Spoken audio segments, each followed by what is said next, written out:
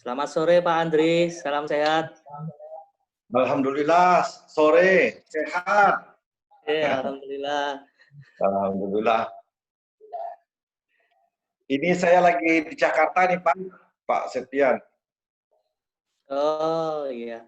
Pak Egi. Nggak bisa kita langsung datang ini ya. Iya, Pak. Sekarang bertemunya via online ya Pak? Iya, via online ini. Sudah bisa dimulai Pak? Bu Lucy, monggo. Enggak. Oh sudah ya, udah pukul. Udah berapa orang? Atau kita mulai dulu ya? Atau tunggu beberapa orang lagi?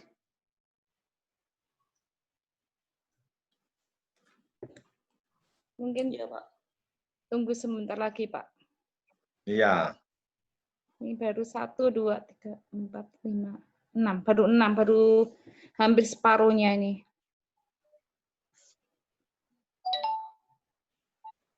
Ini kan kalau ketika saya bicara, yang lain kan di unmute kan ya? Betul Pak. Di mute kan ya? Iya, diharapkan untuk mute. Hostnya Bu Lucy ya berarti ya? Ada Pak, yang di situ ada. Oh bukan ya? Institut.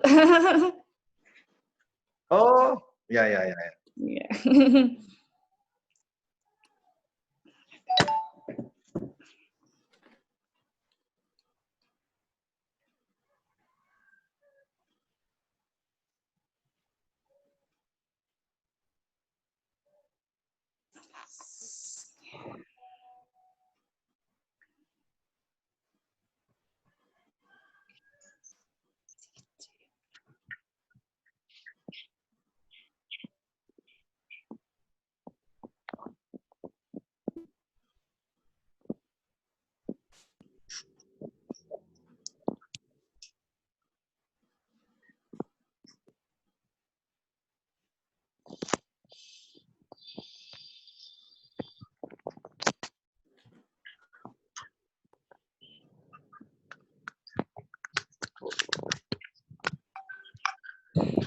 Bu Lucy, monggo.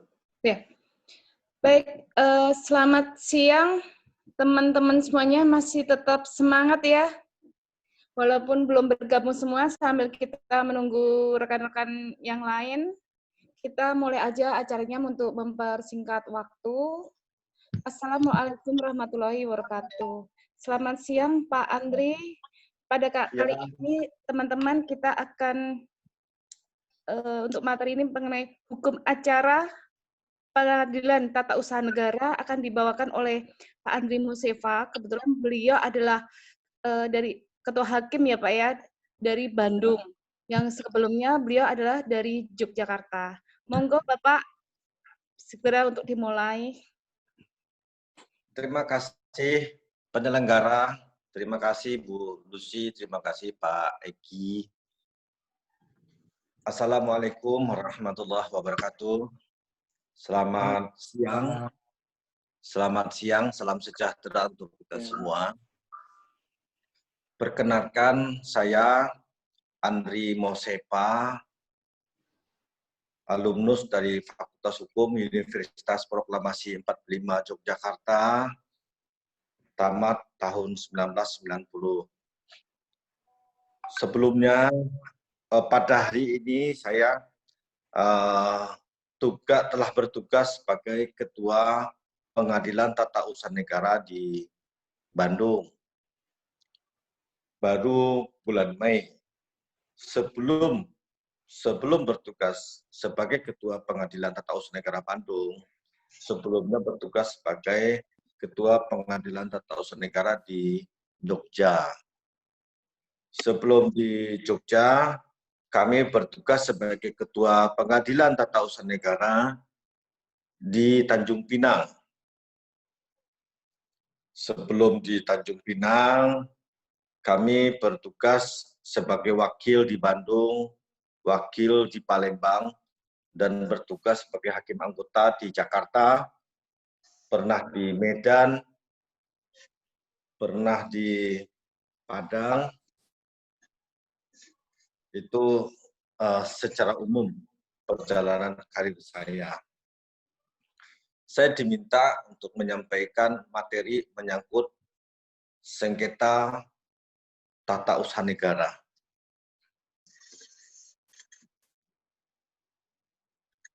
Ketika kita membicarakan menyangkut sengketa tata usaha negara, gugatan tata usaha negara, maka yang pertama kita harus pahami adalah undang-undangnya terlebih dahulu.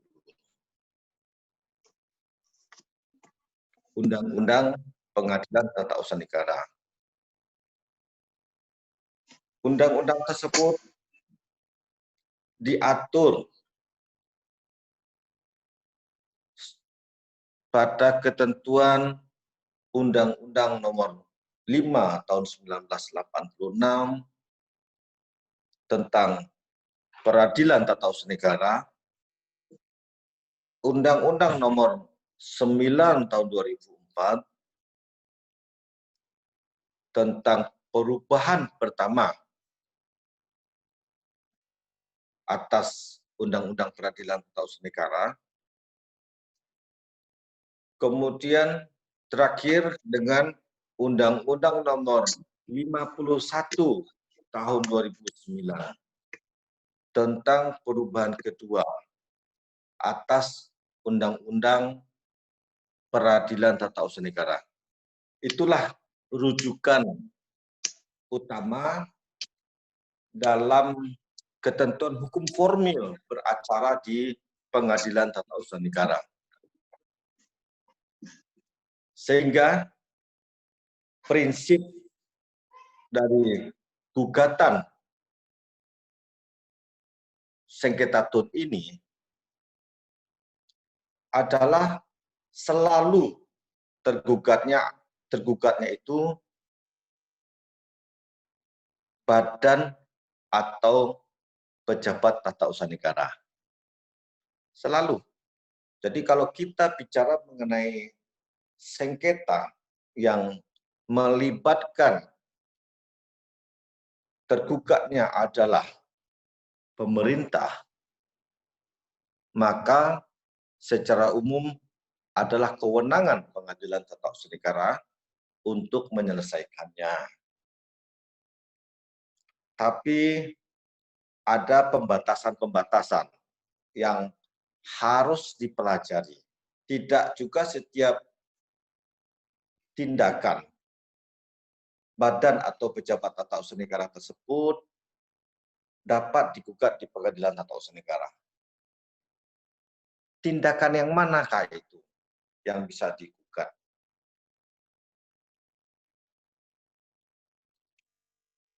Tindakan yang berasal dari ketentuan hukum publik itu bisa digugat, gitu. Tindakan pemerintahan yang berasal dari ketentuan hukum publik.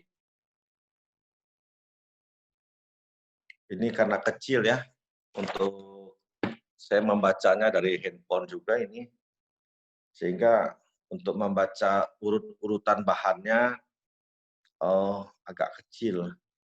Kalau para peserta bisa membaca tidak dari urutan bahannya?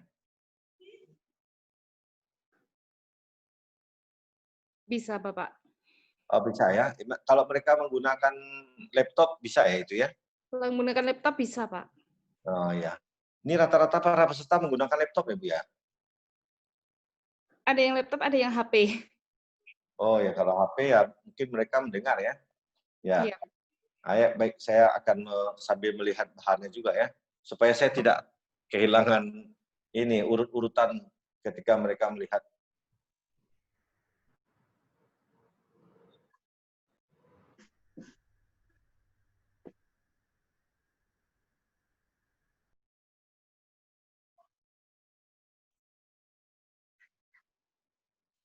Baik,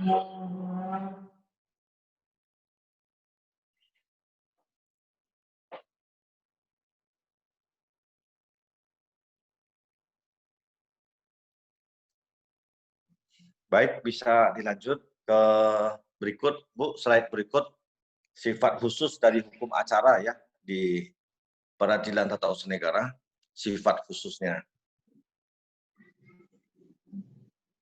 Tadi saya sampaikan bahwa gugatan sengketa tun tersebut selalu tergugatnya adalah pemerintah. Kemudian ada beberapa sifat khusus dalam penyelesaian hukum acara di Peradilan Tata Usaha Negara. Sifat khususnya. Pertama, hakim aktif dominus litis. Artinya hakim dalam penyelesaian sengketa tun tersebut tidak terikat kepada bukti yang diajukan oleh para pihak. Jadi hakim dapat membebankan pembuktian juga kepada dia dan lawannya. Jadi mirip seperti pembuktian dalam hakim sidang pidana. Kalau perdata kan hakim pasif. Siapa yang mendalilkan sesuatu, dia buktikan terlebih dahulu. Tapi kalau tun, walaupun dia tidak mendalilkan hal tersebut, dia dapat dibebankan alat bukti oleh hakim. Selanjutnya, sifat khusus hukum acara di tun, terdapat tenggang waktu dalam mengajukan gugatan. Ada batasan waktunya. Kalau kita bicara sengketa tun umum, itu tenggang waktu mengajukan gugatan paling lambat adalah 90 hari. Tapi perkara-perkara tun yang sifatnya khusus, tenggang waktunya ada yang 30 hari. Seperti gugatan menyangkut sengketa pengadaan tanah untuk kepentingan umum. Itu tenggang waktu mengajukan gugatannya adalah paling lambat 30 hari. Jadi kemudian sengketa keterbukaan informasi publik. Tenggang waktu pengajuan gugatannya ke tun ke Pengadilan Tata Usaha Negara adalah 14 hari. Sengketa menyangkut sengketa pemilu. Sengketa pemilu itu hanya 5 hari tenggang waktunya. Sengketa tun khusus tersebut. Jadi di tun itu unik. Banyak betul hukum acara yang membatasi pengajuan gugatan kepada pemerintah. Tadi pertama saya sebut 90 hari. 90 hari itu untuk gugatan yang sifatnya gugatan tun yang tun umum. Kalau tun khusus itu ada lagi. Sengketa tun khusus itu ada 5. Sengketa menyangkut keterbukaan informasi itu tun khusus. Tenggang waktu mengajukan gugatannya 14 hari. Sengketa tun khusus berikutnya adalah menyangkut sengketa pengadaan tanah untuk kepentingan umum. Pengajuan gugatannya juga 30 hari. Sengketa tun khusus menyangkut perkara pemilihan umum.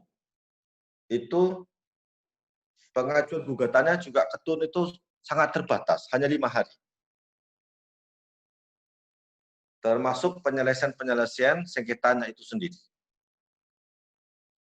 Lebih lanjut, para peserta bisa membacanya dari bahan yang telah saya bagikan. Dalam bahan yang saya bagikan, materi yang saya bagikan, Di situ ada skema penyelesaian sengketa tun umum dan penyelesaian sengketa tun khusus. Itu ada 5 sengketa tun khusus tersebut. Ada pada bahan yang telah disampaikan oleh panitia dalam share screen ini. Kemudian di tun ada proses dismissal. Proses dismissal itu sendiri juga tidak setiap perkara di proses dismissal itu yang diproses dismissal itu hanya perkara tun umum. Sengketa tun khusus yang saya sebut tadi ada 5, itu tidak diproses dismissal. Apa itu proses dismissal? Proses dismissal adalah proses yang menjadi kewenangan ketua pengadilan untuk meneliti apakah perkara tersebut memenuhi aspek formal, khususnya mengenai tenggang waktu dan mengenai kewenangan pengadilan. Kalau nyata-nyata dalam gugatannya tergambar, tenggang waktunya telah lewat, maka ketua akan mendis perkara tersebut, menyatakan perkara tersebut tidak bisa dilanjutkan ke sidang yang terbuka untuk umum.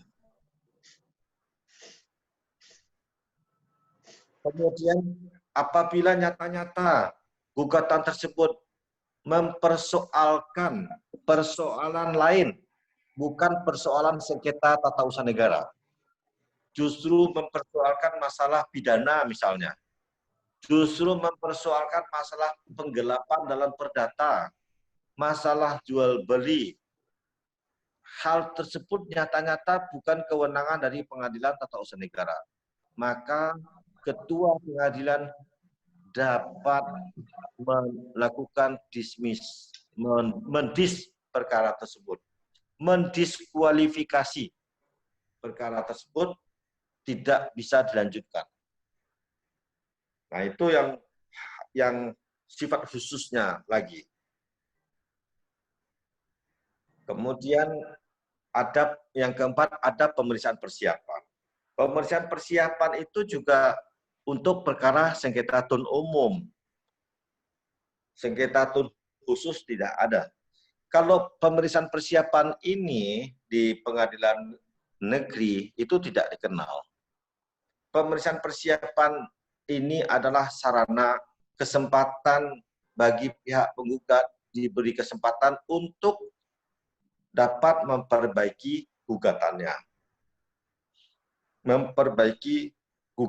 Karena dalam praktek penggugat ini sering tidak mampu membuat gugatan yang baik, membuat gugatan yang lengkap dengan objek sengketa yang dipersoalkan. Oleh karena penggugat sering mengalami kesulitan, keputusan objek sengketanya ini tidak diberikan oleh tergugat. Karena objek sengketanya tidak diberikan oleh tergugat. Karena tidak diberikan, dia tidak bisa untuk melengkapi gugatannya ini. Tidak bisa. Dia memaksa tergugat juga tidak mampu. Memaksanya juga tidak mampu. Nah, sehingga pengadilan dalam acara pemeriksaan persiapan ini memanggil kedua belah pihak. Memanggil penggugat, memanggil tergugat.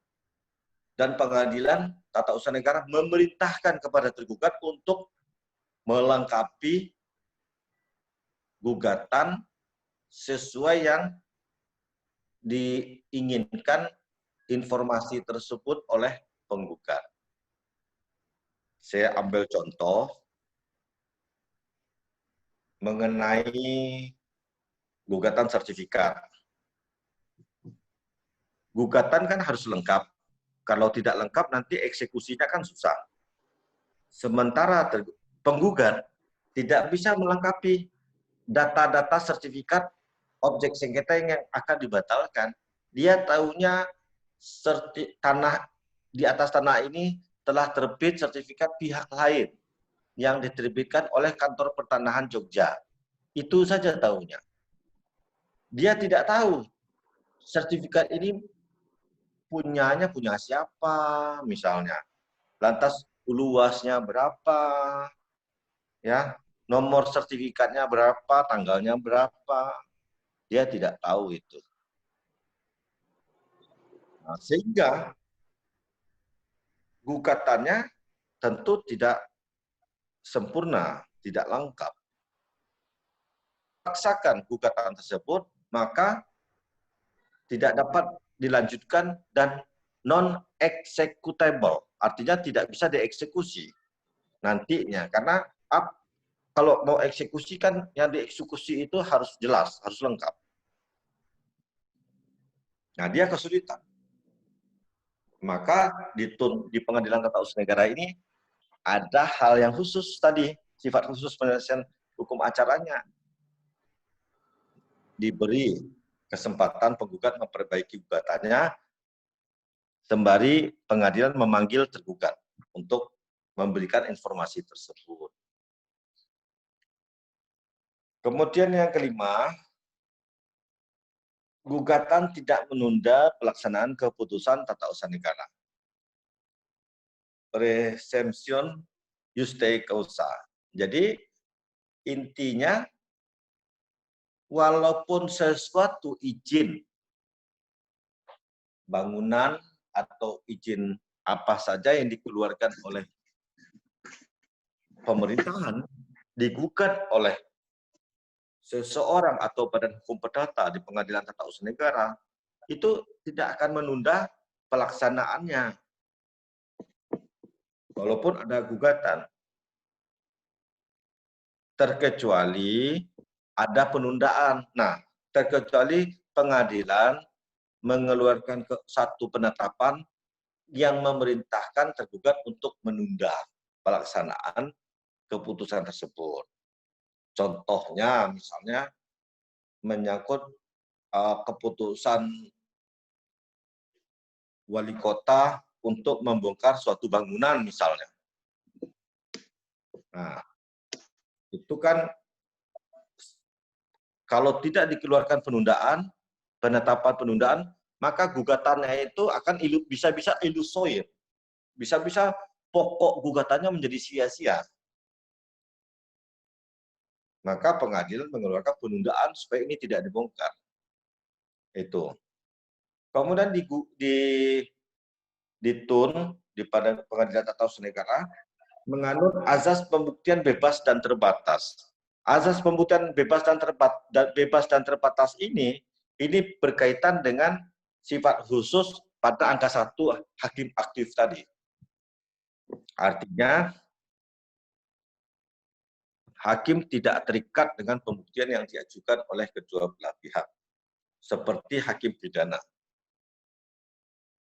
Ya, hakim akan mengakumulasikan dari seluruh alat bukti dan bisa mengambil bukti pihak lain untuk melengkapi bukti pihak lainnya lagi.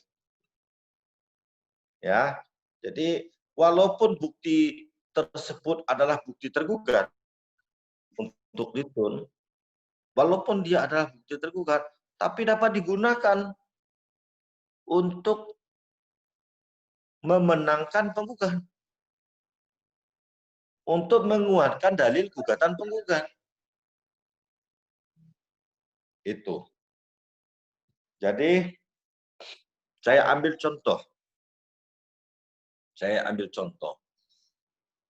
Kalau di pengadilan negeri, seseorang atau badan hukum perdata menggugat secara perdata suatu tanah, maka dia harus membuktikan terlebih dahulu bukti-bukti haknya terhadap tanah tersebut. Atau kalau seandainya dia menggugat bukan karena punya hak langsung, tapi dia menggugat karena sebagai satu perkumpulan dari RW, dari perkumpulan dari satu kumpulan warga penghuni komplek, lantas menggugat kantor pertanahan karena merasa fasilitas sosial dan fasilitas umum pada komplek tersebut seharusnya adalah fasilitas sosial atau fasilitas umum yang dimiliki, yang dimanfaatkan untuk komplek tersebut. Jadi berarti haknya itu karena dia adalah warga komplek. Sebagai warga komplek, dia memiliki hak untuk menikmati fasos dan fasum. Ternyata fasos dan fasum tersebut diterbitkan sertifikat dan akan digunakan oleh pembangunan kepentingan bisnis pihak lain. Maka kalau di PN, si penggugat ini harus membuktikan terlebih dahulu bahwa fasos atau fasum tersebut memang telah dikeluarkan, diberikan oleh pengembang komplek tersebut kepada Pemda untuk dikelola sebagai fasos dan fasum. Jadi harus membuktikan terlebih dahulu bahwa fasos dan fasum tersebut telah dikeluarkan, telah diberikan kepada Pemda untuk dimanfaatkan kepada warga. Dia harus buktikan itu terlebih dahulu. Jadi yang membuktikan dia itu, si penggugat ini. Nah kalau di petun, itu dapat, hal tersebut dapat kita, hakim memerintahkan kepada tergugat untuk membuktikan hal tersebut. Kalau di pengadilan negeri tidak bisa, penggugat yang membuktikan.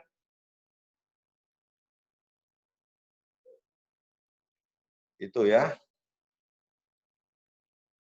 Kemudian di TUN itu tidak ada gugatan rekonvensi. Tidak ada gugatan rekonvensi. Kalau di perdata kita mengenal adanya gugatan rekonvensi atau gugat balik.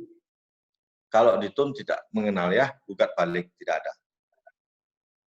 Lantas di TUN itu tidak ada putusan verstek ya, seperti di perdata atau pidana. Itu yang inti ya. Berikut maksud dan tujuan hukum acara.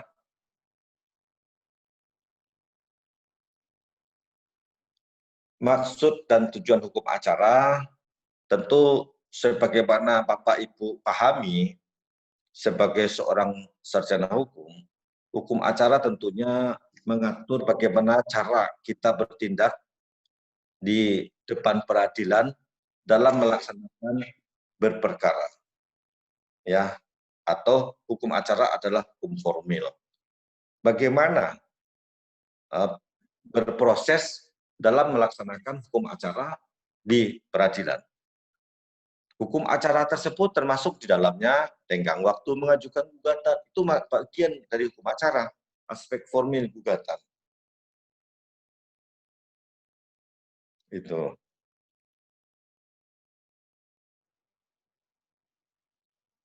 Ya.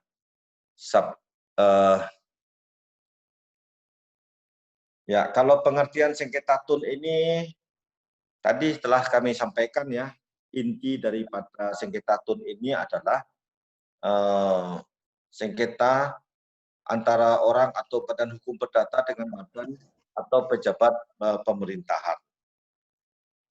Intinya itu. Jadi ketika Bapak Ibu nanti sebagai seorang pengacara datang ke klien mengeluhkan sesuatu, apabila yang dipersoalkan adalah produk keputusan pemerintahan, ya, dan produk keputusan pemerintahan tersebut bersumber dari tindakan hukum publik, maka itu adalah kewenangan pengadilan tata usaha negara untuk menyelesaikannya. Jangan salah. Jadi Bapak Ibu kan sudah memahami ya pasti sebagai seorang sarjana hukum, perbedaan hukum publik dan hukum privat ya. Kalau dasar bertindak dari badan atau pejabat pemerintahan tersebut bersumber daripada ketentuan hukum publik, maka seluruhnya adalah kewenangan dari pengadilan tata usaha negara untuk menyelesaikan sengketa itu. Tapi kalau dasar bertindak dari pemerintahan tersebut bersumber daripada ketentuan hukum privat, tidak bisa dijadikan objek ditun. Contoh, misalnya, pemerintahan itu dalam melaksanakan tindakan pemerintahan ada melakukan jual beli, melakukan, maksud kami melakukan satu pengadaan untuk melengkapi alat-alat kerja di kantornya. Dia membeli komputer misalnya, ya. Dia membeli komputer, dia menandatangani nanti untuk membuat satu bangunan. Nah, dia dalam rangka melaksanakan perbuatan hukum tersebut mengacu kepada hukum perdata, hukum dalam melaksanakan ketentuan kontrak. Nah, ini masuk ke pengadilan negeri.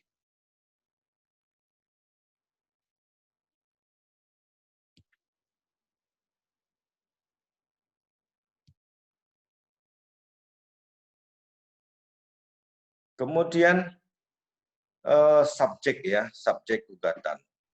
Subjek gugatan tadi telah saya sampaikan ya, subjek gugatan itu adalah selalu adalah orang atau badan hukum perdata ya. Tergugat tersebut selalu adalah badan atau pejabat tata usaha negara atau pemerintah tadi. Kemudian berikut objek gugatan tun. Objek gugatan tun, saya kira ini bisa dibaca saja ya. Jadi objek gugatan itu bisa berupa keputusan tertulis, bisa berupa tindakan. Ini bisa dipahami. Kemudian upaya administratif nanti bisa dilihat ya.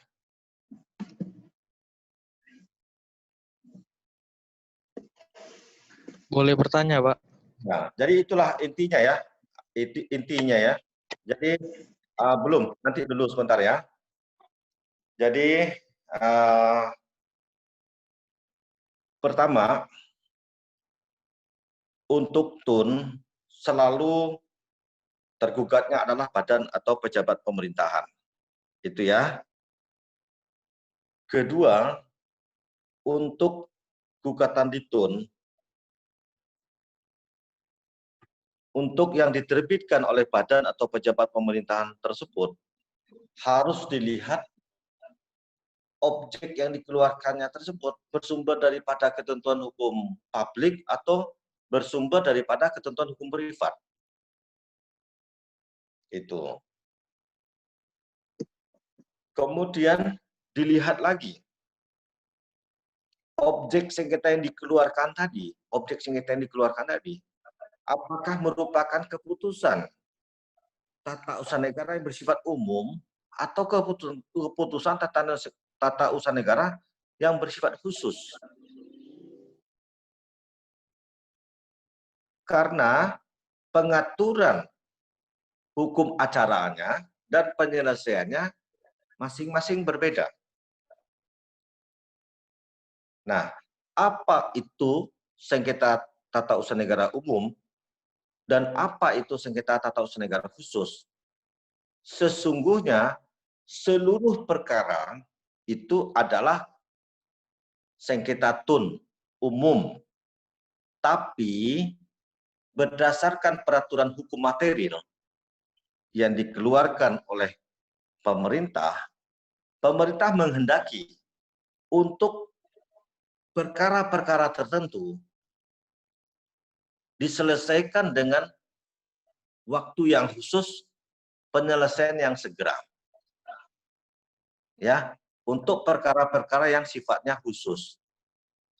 Apakah itu perkara-perkara yang bersifat khusus? Itu nanti dibaca lagi di dalam bahan saya. Itu ada 5 tadi. 1, mengenai sengketa keterbukaan informasi publik.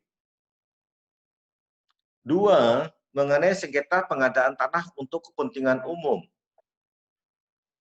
3, mengenai sengketa penyalahgunaan wewenang. 4, mengenai sengketa fiktif positif. 5, mengenai sengketa pemilihan umum. Nah, ini penjelasannya beda-beda nih. Sengketa tun umum dan sengketa tun khusus. Nah, nanti bisa dipelajari pelan-pelan dari materi yang telah saya sampaikan.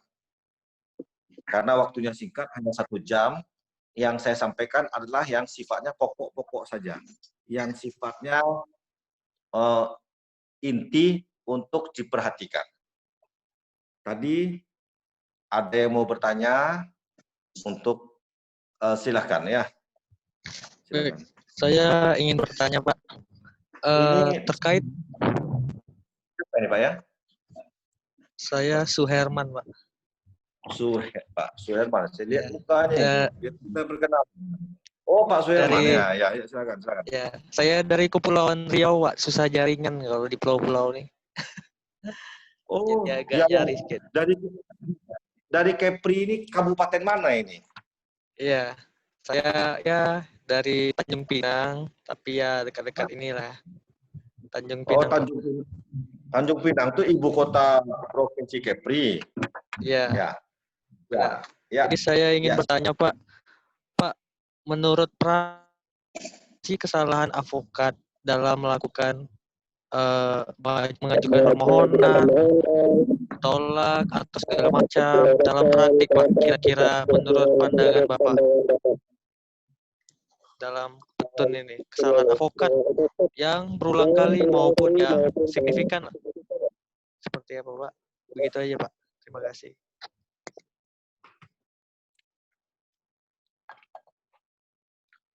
Pertama, kekeliruan menyangkut penerapan hukum formil. Ya, kekeliruan dalam menentukan sarana pengajuan gugatan terhadap suatu persoalan yang disampaikan oleh klien. Klien mengutarakan persoalan menyangkut persoalan sengketa hak. Tetapi pengacara terkadang membawanya kepada pengadilan tata usaha negara. Padahal esensi persoalannya adalah menyangkut sengketa hak. Tapi yang dipersoalkan adalah masalah prosedur penerbitan sertifikat. Padahal esensinya adalah masalah hak. Misalnya begini. Misalnya Anda didatangi oleh seorang klien, lantas klien tersebut mengeluhkan persoalannya, alasannya karena terbit sertifikat atas nama pihak lain. Padahal katanya klien Anda, masalah jual belinya belum beres.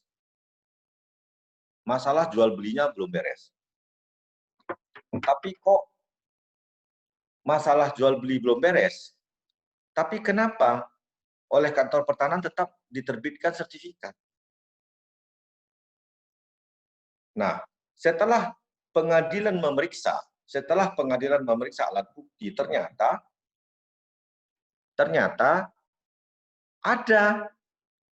ada sertifikat tersebut, ada jual beli tersebut, ada tanda tangan dari klien saudara, ada semuanya lengkap. Nah, sehingga esensi pokok persoalan yang harus diselesaikan adalah menyangkut persoalan jual beli tadi, baik secara perdata ataupun pidana. Karena kalau secara prosedur penerbitan sertifikat tersebut telah lengkap. dia sudah ada aktanya, akta jual beli dan telah dilengkapi di depan notaris dan PPAT, sehingga hal tersebut diproses oleh kantor pertanahan. Karena kantor pertanahan, kewenangan kantor pertanahan, dia hanya memiliki kewenangan formil dalam meneliti bukti-bukti yang diajukan. Dia tidak punya kewenangan material untuk meneliti apakah surat-surat tersebut betul-betul diterbitkan oleh kedua belah pihak. Dia tidak memiliki itu. Kantor pertanahan hanya bisa memiliki kewenangan hak uji material terhadap pengukuran, melihat fisik tanah. Kebenaran material itu ketika dia melihat fisik tanah. Tapi kalau surat-surat yang lain, dia hanya punya kewenangan menyangkut kebenaran formil. Jadi itu. Jadi sering kekeliruannya advokat itu keliru memilih menentukan sarana di pengadilan tempat dia menyelesaikan persoalannya. Itu satu. Kedua, advokat sering keliru menentukan objek surat keputusan yang dipersoalkan. Objek surat keputusan yang dipersoalkan. Misalnya begini. Dia mempersoalkan sertifikat tanah. Ya, tapi yang menjadi pokok persoalan dia dalam gugatannya tersebut bukan masalah prosedur penerbitan sertifikat, tapi adalah peralihan letter B menjadi letter C. Peralihan alas hak namanya, peralihan alas hak dari alas hak letter B ke letter C. Padahal peralihan alas hak tersebut bukan merupakan kewenangan dari kantor pertanahan, tapi kewenangan dari kepala desa atau lurah. Sehingga seharusnya yang dia gugat itu bukan kantor pertanahan, tetapi adalah kepala desa atau lurah, begitu.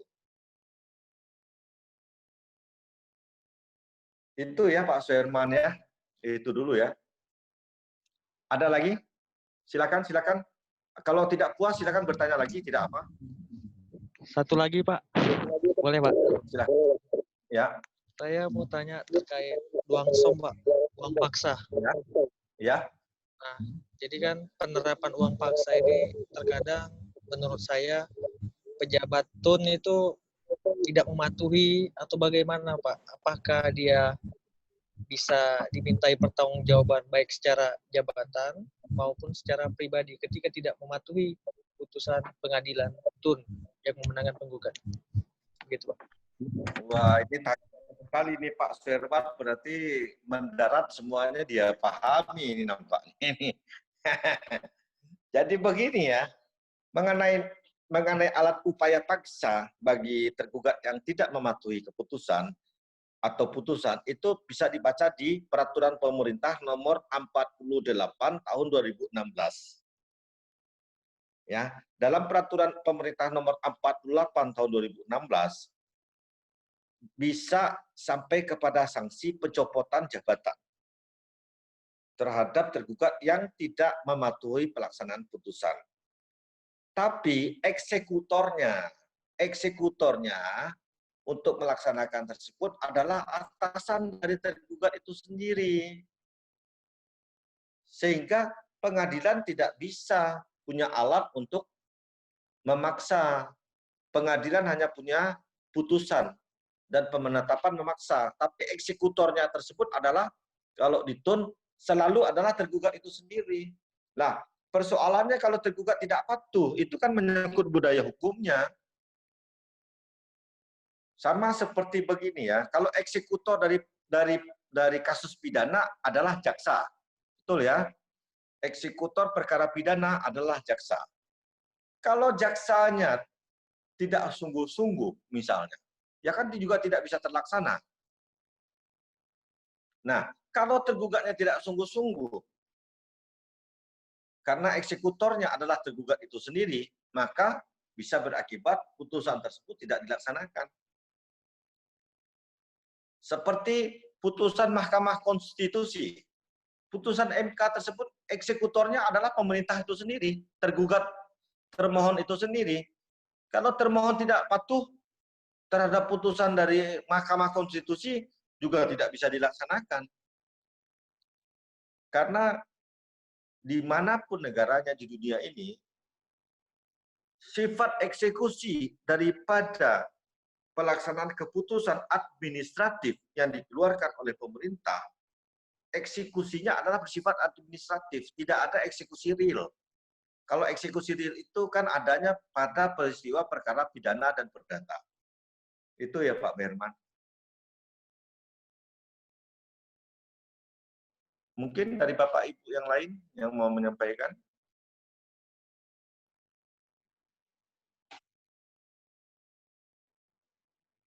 Kalau Bu Eka dari mana? Dari Kebumen, Pak. Oh, dari Kebumen ya. Iya, Pak. Ada yang mau ditanyakan? Mungkin sharing saja, Pak. Iya. Ini kan terkait tata usaha, tata apa Pak? Pengadilan tata usaha negara umum ada juga khusus. Maksudnya kalau saya kan di Bawaslu, jadi di sini ada lembaga ini Pak, yang tadi khusus perkara pemilu. Jadi untuk yang pilkada ini memang waktunya sangat singkat, yaitu 5 hari. Tetapi kalau yang pemilu kemarin itu kan 7+7, jadinya 14 hari begitu. Nah, namun kenyataannya pada tahun kemarin waktu yang ini 2019 itu kan kalau yang di Bawaslu ada namanya Gakumdu yang terdiri dari kepolisian, kejaksaan, kemudian Bawaslu. Nah, ketika misalkan ada masalah nanti kan masuknya ke Gakumdu ini Pak, tetapi pada kenyataannya ketika masalah itu masuk harus 3 unsur ini harus satu suara begitu. Tetapi misalkan Bawaslu sudah oke, kemudian kepolisian juga sudah oke, tetapi ketika kejaksaan menggunakan aturan kalau nggak salah yang kemarin itu dasarnya kalau yang digunakan jaksa itu lewat perma Pak, jadinya ada kasus masuk harusnya sudah oke harus ditindak, tetapi ketika satu saja unsur yang tidak oke maka berhenti begitu Pak. Jadi kenyataannya kalau di lapangan sih seperti itu Pak. Jadi kalau saya sih bertanya ini sama-sama penegak hukum, tetapi ketika dipadukan saja tidak sama begitu Pak. Ini kira-kira gimana ini Pak? Saya kadang bingung, maksudnya sudah ada payung hukumnya semua, tetapi juga masih banyak hal-hal yang ketika harus ditindak pun ternyata tidak begitu Pak. Padahal jelas-jelas semuanya juga sudah bukti juga memenuhi unsur lah istilahnya. Tapi ketika si jaksa ini menggunakan aturan yang lewat perma, ya sudah karena tidak satu suara berhenti begitu Pak.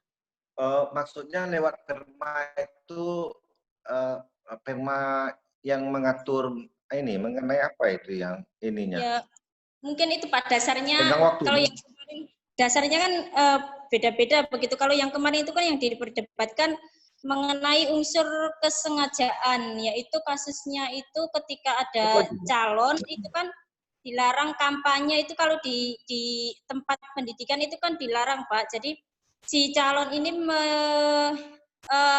istilahnya ngasih surat ke kepala sekolah, istilahnya minta doa restu begitu Pak untuk atau ya isi suratnya, tetapi ngasih itu kan di halaman sekolah bukan masuk begitu Pak. Tetapi menjadi perdebatan ketika unsur kesengajaan itu, meskipun kalau yang dari kepolisian dan Bawaslu itu mengatakan bahwa meskipun itu hanya di halaman itu sudah masuk begitu Pak unsur kesengajaannya, tetapi yang dari ininya belum. Jadi intinya kadang kalau saya ya itu Pak berpikirnya teori dengan praktek itu memang beda ternyata begitu. Jadi memang kan gini ya, istilahnya tuh teks, konteks dan konten sering kadang-kadang suka berbeda. Teksnya seperti aturannya, regulasinya seperti ini, konteksnya itu yang diinginkan untuk dilaksanakan itu kadang suka suka lari-lari dari apa yang dicantumkan dalam teks. Ya, itu persoalan Gakumdu ya. Tapi kalau persoalan di jaksanya itu sendiri, kalau dari sengketa tun itu sendiri di dalam penyelesaian pemilu itu kan mengenai ya, persoalan administratif. Persoalan administratif terkait penetapan dari calon legislatif, penetapan caleg, lantas penetapan kalau di Pengadilan Tata Usaha Negara Jakarta, karena tergugatnya berdomisili di Jakarta, ya penetapan capres dan cawapres serta penetapan dari parpol, di samping yang calegnya itu sendiri. Penyelesaian jangka waktunya untuk Undang-Undang 7 tahun 2017 tentang pemilu, kalau kami diatur di Perma ya, Perma 7 juga tahun 2017, ini juga sangat sangat singkat sekali ya, 21 hari penyelesaiannya, dan tidak ada upaya hukum. Tidak ada upaya hukum, langsung dia final and binding. Jadi langsung final dan langsung mengikat untuk segera dilaksanakan. Itu. Mungkin yang lain, yang karena waktunya cukup terbatas ya, karena hanya 1 jam saja. Jadi kalau tidak ada pertanyaan, saya akan melanjutkan memenuhi jangka waktunya. Ya, baik ya, saya lanjutkan.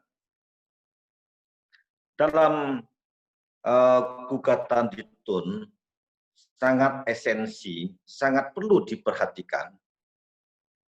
Selain yang telah saya sampaikan tadi, adalah menyangkut tenggang waktu mengajukan gugatan. Ketika saudara didatangi seorang klien, maka yang pertama juga saudara perhatikan adalah menyangkut tenggang waktunya. Tadi saya mengatakan, kalau masalah sengketa TUN yang sifatnya umum adalah paling lambat 90 hari. Sengketa TUN khusus bahkan lebih cepat lagi. Sebagaimana diatur dalam berbagai ketentuan khusus mengenai hal itu. Ada 5 tadi kan, termasuk yang diutarakan tadi oleh Bu Eka, bahkan cuma 5 hari tadi tenggang waktunya. Itu yang harus diperhatikan. Kemudian ada lagi yang harus diperhatikan. Ada lagi. Aturan mengenai upaya administratif. Ya, upaya administratif. Aturan mengenai upaya administratif ini mewajibkan sebelum mengajukan gugatan di TUN. Jadi kalau saudara menerima keluhan, jangan langsung mengajukan gugatan di TUN. Tapi untuk perkara-perkara, kecuali perkara tertentu bisa langsung. Seperti perkara pemilu, perkara KIP, ya, itu perkara pengadaan tanah untuk kepentingan umum, ya perkara tertentu itu bisa. Tapi secara umum perkara yang lain, itu harus melakukan penyelesaian dulu secara sektoral di tergugat itu sendiri. Namanya upaya administratif. Jadi harus melakukan upaya administratif dulu. Ketika menerima satu persoalan klien, maka jangan buru-buru langsung ajukan gugatan ke TUN, tapi baca dulu, ada aturan menyangkut upaya administratif. Nah, diselesaikan dulu secara sektoral. Kalau tidak memuaskan penyelesaian secara sektoral di tubuh pemerintahan tersebut, barulah diajukan gugatannya ke TUN. Jadi itu. Kemudian yang lain yang harus juga saudara perhatikan, gugatan di TUN itu bisa diajukan melalui media gugatan konvensional atau media gugatan elektronik atau gugatan e-court.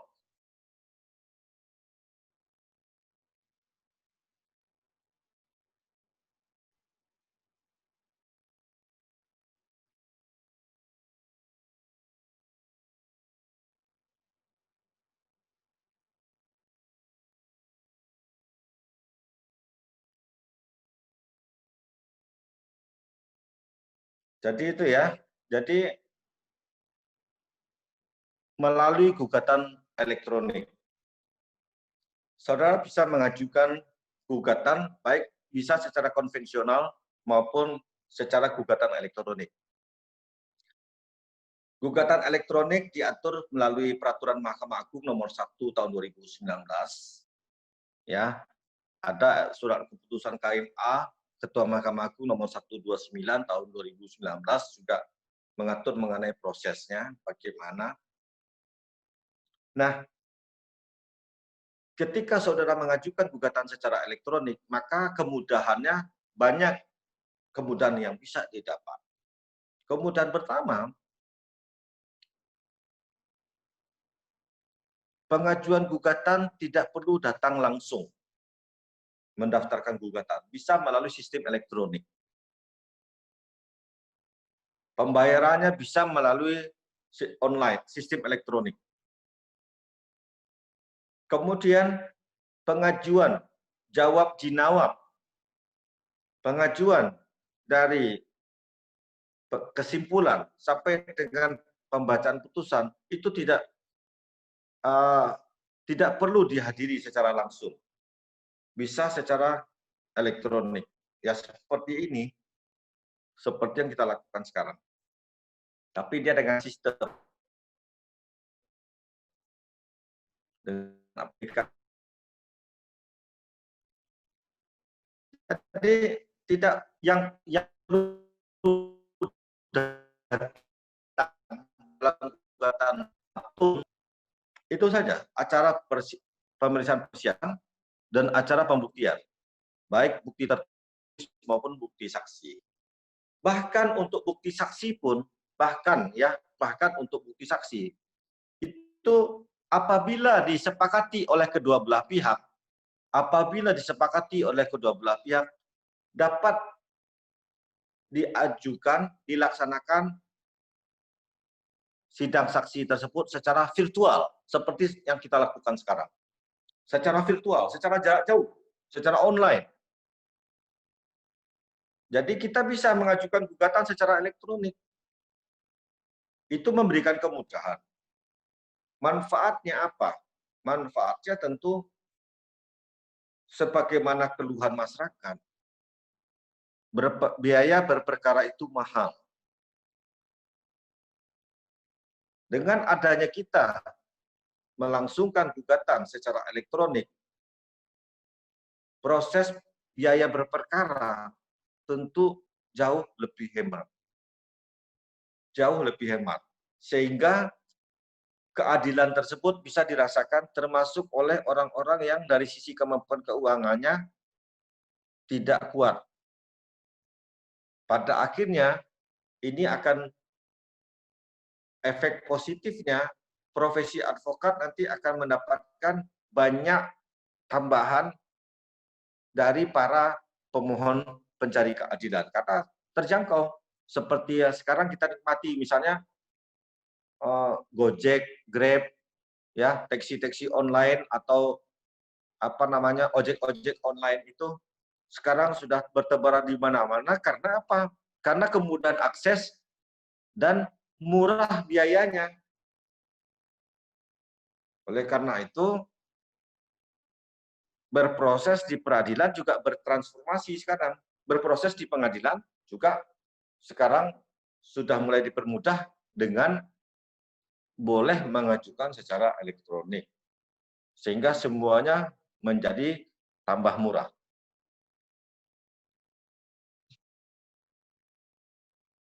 Baik, ada yang mau ditambahkan? Apa yang mau ditanyakan? Ada, Pak. Pak. Ya.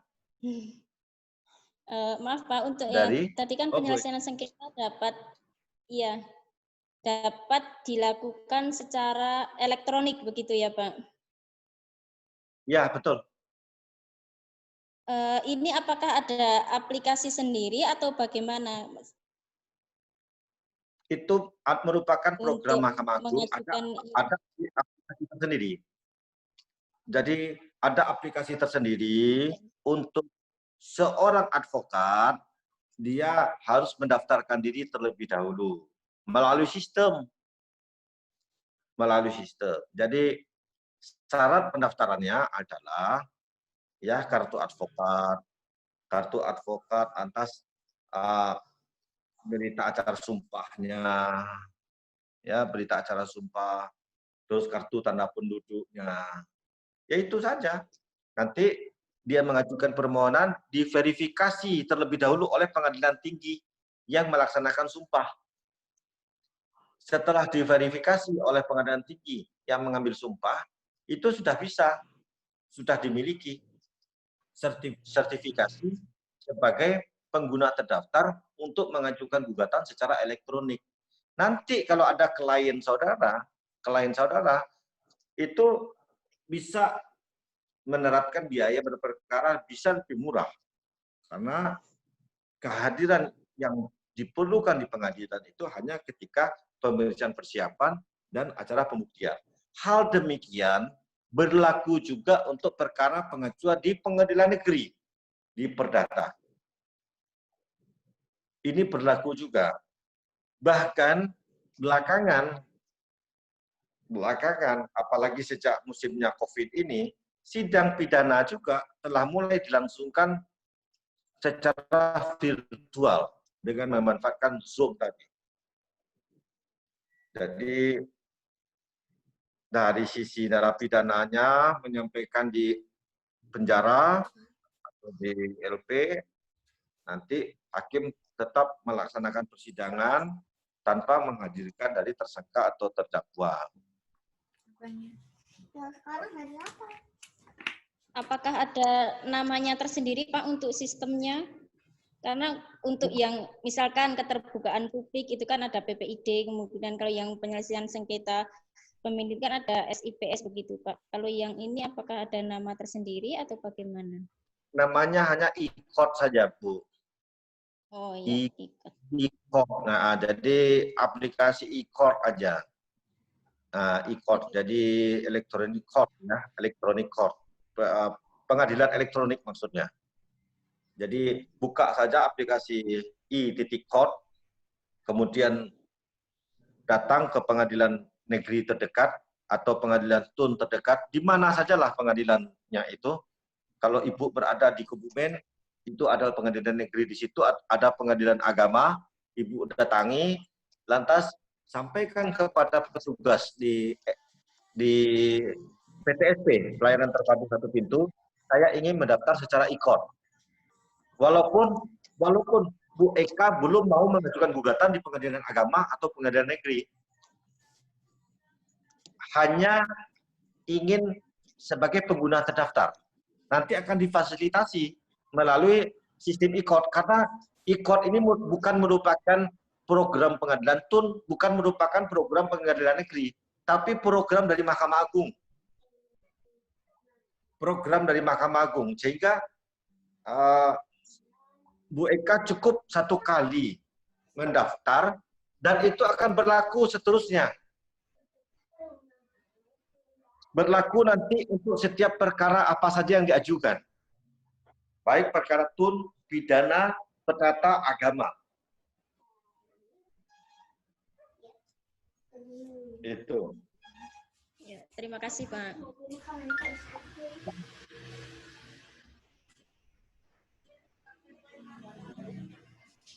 Ada? Baik, ini masih cukup waktunya, Bu Lucy?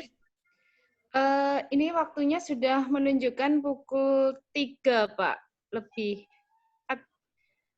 Mungkin kalau seandainya ada pertanyaan, satu lagi aja, Pak. Nanti bisa untuk ditanyakan yang berikutnya. Tapi untuk jika ada dari rekan-rekan akan bertanya, mungkin satu lagi. Silahkan, teman-teman. Ya, baik, silakan. Ya, Pak Wawan. Ya, selamat siang Pak Andri. Terima kasih atas kesempatannya.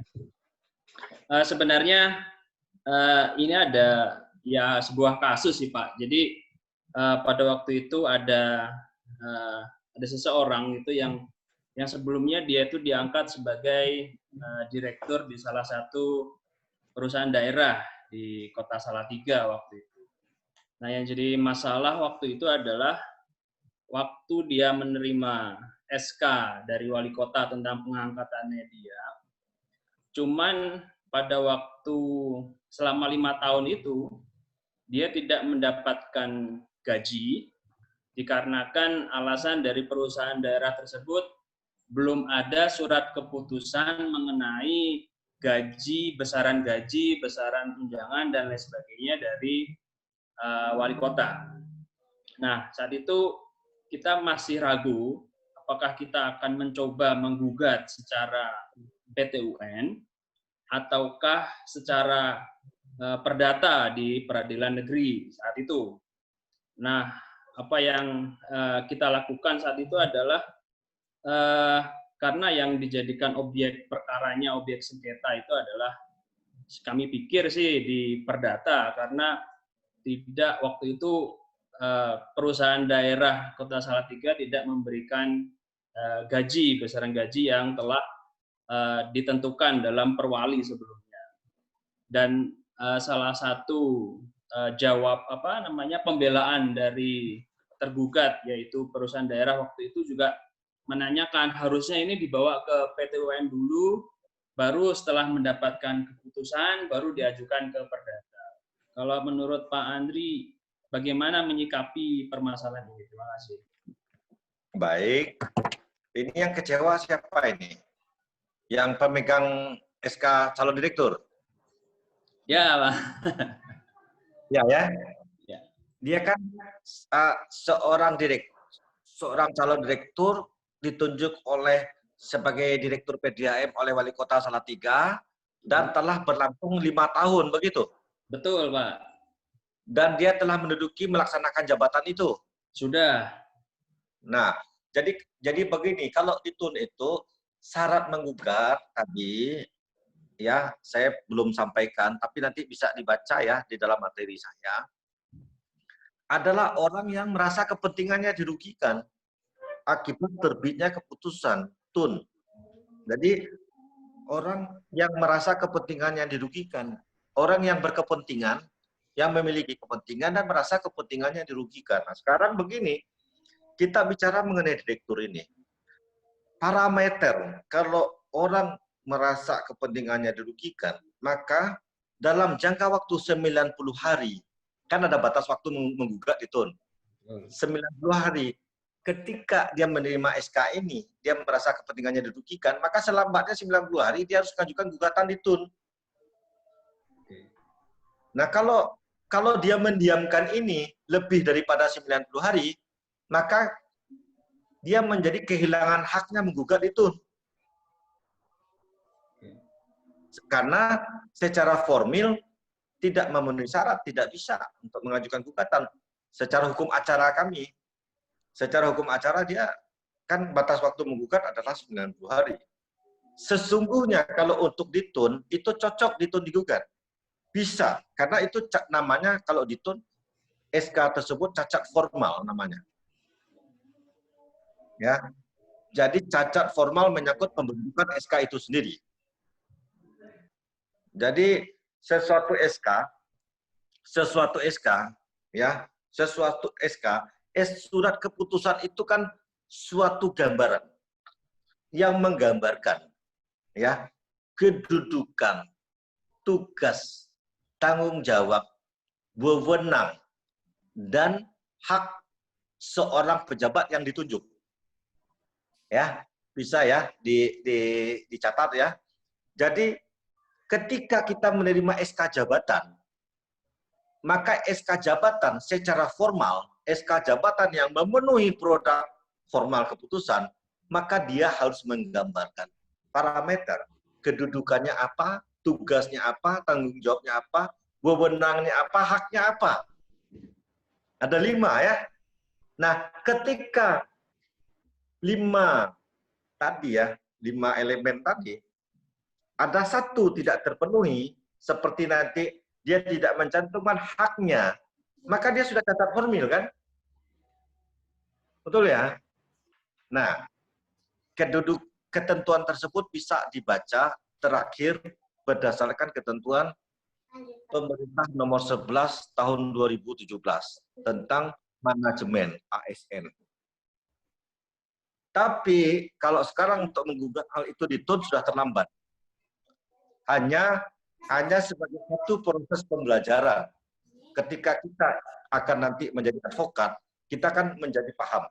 Oh, ini perkara bisa dibantarkan dulu, dinantikan dulu, atau ini sangat esensi sekali untuk darurat langsung diajukan gugatan ke TUN, karena kan ada batasnya. Nah, jadi disinilah kita perlu ya untuk diskusi. Ya, baik. Bisa dipahami Pak Wawan? Ya Pak, karena memang saat itu pengajuan gugatan itu sudah terlambat, udah kurang lebih 1 tahun Pak saat itu memang. Sehingga ketika dari pihak wali kota dan pihak tergugat perusahaan daerah ini menyatakan bahwa ini harusnya dibawa ke PT UMN dulu sebelum diajukan perdata dan lain sebagainya, sehingga saat itu kita mencoba untuk ini objeknya bukan dalam bentuk basicing yang disengketakan, tetapi objek perdatanya, karena memang ada hak dari si direktur ini, mantan direktur ini yang tidak terbayarkan gara-gara tidak ada SK wali kota tentang gaji yang harus diserahkan itu tadi, Pak. Jadi begini Pak Wawan ya, saya tanggapi ya. Memang lebih tepat gugatan itu diajukan terlebih dahulu di TUN. Kalau yang seperti itu, karena begini, kalau di perdata itu sifatnya seperti itu juga. Jadi itu kan berdasarkan ketentuan hukum kontrak namanya perdata. Pemberian jabatan, ketika seseorang menerimanya dengan ikhlas tanpa gaji, ya tidak apa-apa kan? Ya kan begitu. Ya kalau banyak lah ya, mungkin orang ingin menduduki jabatan, inginnya dia mengabdi misalnya. Dia seorang konglomerat misalnya, yang penting kedudukan itu meningkatkan ininya dia, dia. Ini ya, ini kan itu hukum seperti itu. Tapi kalau kita menggugat di TUN, kita tidak mengenal hukum kontrak itu. Kita tidak mengenal itu. Kita hanya tahu aturan produk hukum publik menyangkut formal daripada pembentukan suatu SK, bentuknya harus menggambarkan 5 elemen tadi. Ada kedudukan, tugas, tanggung jawab, wewenang, hak. Ya, itu ya.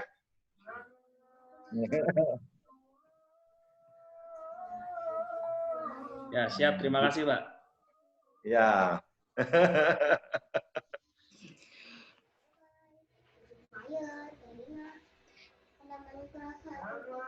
Baik, karena waktunya sudah lewat, terima kasih banyak kepada Pak Andri atas waktunya berbagi ilmu dengan kami semua, share bagaimana antara teori dan praktek di lapangan. Jadi tadi Bapak juga menceritakan pengalaman Bapak selama Bapak menjabat sebagai hakim dalam menangani masalah perkara di PT UN. Oke, teman-teman, karena karena waktunya sudah asal, maka silakan nanti ditutup dulu. Nanti kita bergabung lagi pukul 4 ya. Nanti bisa dikatakan nanti sebelum jam 4 nanti akan teman-teman sudah dibukakan Zoom. Nanti silahkan teman-teman untuk segera bergabung sehingga diharapkan pukul 4 nanti kita sudah mulai dengan materi hukum acara pengadilan HAM. Silahkan, selamat sore. Foto dulu, Bu. Bergabung. Gimana, Mas Egi? Sesi foto dulu. Oh iya, tadi ada Pak Andri. Boleh sesi foto dulu. Oke, teman-teman yang masih tertutup, mohon menunjukkan. Silakan teman-teman. Yang ini ada Mas Prinus, tolong dibuka Mas Prinus sama Mas Septian Dwi Cahya. Yo.